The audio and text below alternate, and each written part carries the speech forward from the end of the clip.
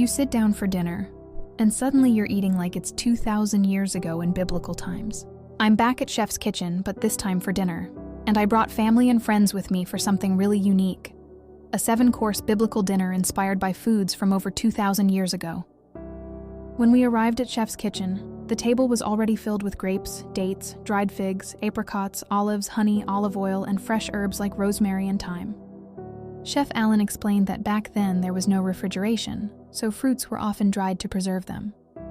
Fresh bread came out of the oven. No yeast like modern bread. This was made using a fermentation method similar to sourdough, just flour and water.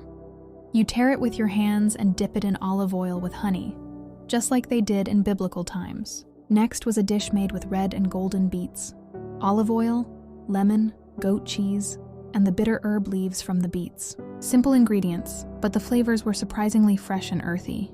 Then came a soup made with lentils, barley, and wheat, foods that were very common back then because they were cheap, filling, and nutritious.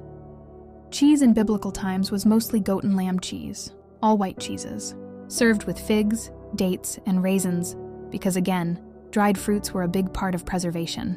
Served with kedem, a non-alcoholic wine from Jesus' time. Then the table turned into a feast. Slow-cooked lamb shank for 5 hours. Fall off the bone tender. I'm not usually a big fan of lamb because of the aftertaste, but this one was so clean and tender I finished it. Stuffed chicken with rice and dried fruit.